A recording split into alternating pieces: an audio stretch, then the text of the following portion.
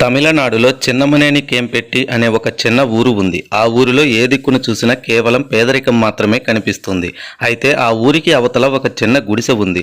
అయితే అక్కడికి దగ్గరలో ఉండే మారన్ కురిచి అనే ఊరికి మాస్ కాంటాక్ట్ ప్రోగ్రాంకి హాజరయ్యారు ఆ జిల్లా కలెక్టర్ గారు. మధ్యాహ్నం అయ్యేసరికి ప్రోగ్రాం అయిపోయింది. ప్రోటోకాల్ ప్రకారం అధికారులు కలెక్టర్ గారికి బ్రహ్మాండమైన భోజన ఏర్పాట్లు చేసి పెట్టారు. కానీ అవన్నీ వదిలేసి కలెక్టర్ కారు తీసుకుని ఒంటరిగా చిన్నమనేని కేంపెట్టి ఊరి వైపు బయలుదేరారు. చిన్నమనేని పురిచి అనే ఊరి మధ్య ఒక చిన్న పూరి గుడిసె ఉంది. ఆ గుడిసె దగ్గరికి రాగానే కారును ఆపి దిగారు. ఆ గుడిసెలోకి వెళ్లి చూశారు. ఆ గుడిసెలో ఓ 80 ఏళ్ల అవ్వ కనిపించింది ఆ కలెక్టర్ గారికి. ఎలా ఉన్నావమ్మా, ఎవరెవరు ఉంటారు ఇంట్లో అని అడిగాడు. అయితే అవ్వకు అధికారులను చూస్తేనే వణుకు వచ్చేది. కలెక్టర్ అని తెలియకున్నా ఆయన ధరించిన బట్టలు బూట్లు చూడగానే ఎవరో పెద్ద ఆఫీసర్ అనుకొని భయంగానే అయ్యా నా పేరు రంగమ్మ, మా ఆయన రామన్, ఆయన ఇప్పుడే ఇంటి నుండి బయటకు వెళ్ళారయ్యా అని చెప్పి ఏంటయ్యా అని అడిగింది ఆ అవ్వ. అలా ఆ అవ్వ చెబుతుండగానే కలెక్టర్ ఆ పక్కనే ఉన్న ఒక చిన్న చాప ముక్కను తీసుకుని క్రింద పరుచుకొని కూర్చున్నాడు. అమ్మ నా పేరు అంబల్గన్, నేను ఈ జిల్లాకి కలెక్టర్ని అని అన్నాడు. అవ్వ ముఖంలో అంతులేని ఆశ్చర్యం. ఊర్లో బట్వారీతో మాట్లాడటానికే ఆమెకు భయం, అలాంటిది కలెక్టరే ఆ గుడిసెకు వచ్చాడు. ఇక భయంతో ఏం తప్పు జరిగింది సారు ఇలా వచ్చారు అని అడిగింది. అంతలోపే ఆయన డ్రైవర్, తనతో వచ్చిన దఫేదా, ఆ ఊరి బట్వారీ, ఏరియా గిచ్చావర్, తాలూకా తహసీల్దార్ అందరూ గుడిసె బయటే వచ్చి నిలబడ్డారు. అలా బయట నిలుచున్న ఆ ఊరి బట్వారిని పిలిచి అవ్వ గురించి అడిగారు. అవ్వకి 2 కూతుర్లు. ఇప్పుడు ఎక్కడుంటున్నారో ఎవరికి తెలియదు. ఆ గుడిసెలో ఉండేది ఆ ఇద్దరే. ఒకరికొకరు ఎవరికి పనిచేసే బలం లేదు. కేవలం ప్రభుత్వం ఇచ్చే ఉచిత బియ్యం ఆసరాగా బ్రతుకుతున్నారు. వాళ్ళు వీళ్ళు సహాయం చేస్తే తప్ప మిగతా సరుకులే సమకూర్చుకోలేరు అని చెప్పాడు ఆ ఊరి బట్వారి. బట్వారి చెప్పిందంతా విని అవ్వతో ఏం వండుకున్నావమ్మా, నాకు కాస్త పెడతావా అని అడిగాడు ఆ కలెక్టర్.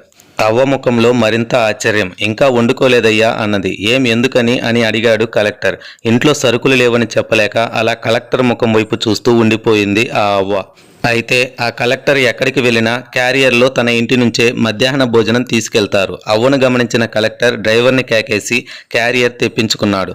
ఆ అవ్వను పక్కనున్న చెక్కపీట మీద కూర్చోమన్నాడు. అరిటాకులు పరిచాడు. ఈరోజు నాతో భోజనం చేయి అన్నాడు. ఆ అవ్వకు ఏం అర్థం కావట్లేదు. ఏం జరుగుతుందో తెలియటం లేదు. నిజమా లేక ఇదంతా కళ అని అనుకుంటుంది ఆమె. అవును మరి, ఆమె ఊహించలేనిదే కదా అక్కడ జరుగుతుంది. అలా అవ్వతో పాటు కూర్చొని భోజనం చేస్తూ ఇలా అడిగాడు. అవునమ్మా, మీకు వృద్ధాప్య పెన్షన్ వస్తున్నాయా? అప్పుడు ఆ అవ్వ లేదయ్యా, ఆఫీసుల చుట్టూ తిరిగి చేసి పెట్టేవారే లేరు, మాకేమో తిరిగే ఓపికే లేదు, గంజికే డబ్బులు లేవు, పైరవీలకు ఎక్కడి నుండి తేము అన్నది ఉన్నది ఉన్నట్టుగా ఆ అవ్వ. అలా అవ్వ మాటలు విన్న కలెక్టర్ సెకను కూడా లేట్ చేయకుండా బయట నిలబడిన తహసీల్దార్ని లోపలికి పిలిచి అప్పటికప్పుడు ఓ దరఖాస్తుని తనతోనే నింపించాడు. ఆమె వేలిముద్రను కూడా తీసుకున్నాడు. కింద కలెక్టర్ సంతకం. వచ్చే నెల నుంచి ఆమె ఇంటికి పెన్షన్ అందాలి అని చెప్పాడు. అంతే, ఆ అవ్వ ముఖం ఆనందంతో వెలిగిపోయింది. అయితే ఒక ఇంట్లో ఒకరికే పెన్షన్, మరి ఆ ముసలాయనకు ఎలా అని అనుమానం వచ్చింది.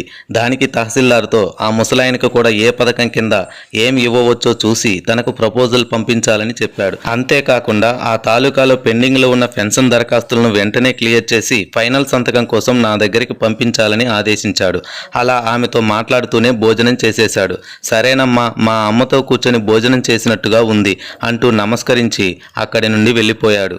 కలెక్టర్ గారు చెప్పినట్టే అవ్వకి తరువాత నెల నుండి పెన్షన్ డబ్బులు ఇంటికి వచ్చి ఇవ్వటం మొదలు పెట్టారు అధికారులు. అయినా ఆ రోజు అక్కడ జరిగింది ఆ అవ్వ ఇప్పటికీ నమ్మలేకపోతుంది. నిజానికి ఆ కలెక్టర్ అనుకుని వెళ్ళారో లేక అనుకోకుండా వెళ్ళారో ఆయనకి తప్ప మరెవరికీ తెలియదు. కానీ ఆయన చేసిన ఆ చిన్న పని మాత్రం తన చుట్టూ ఉన్న అధికారుల్లో విపరీతమైన స్ఫూర్తిని నింపింది. మరి ఐఏఎస్ అంబల్గన్పై మీ అభిప్రాయాన్ని మాకు కామెంట్ రూపంలో తెలియచేయండి. మరిన్ని ఇలాంటి స్టోరీస్ కోసం మన ఛానల్ని తప్పక సబ్స్క్రైబ్ చేయండి, లైక్ చేయండి, షేర్ చేయండి.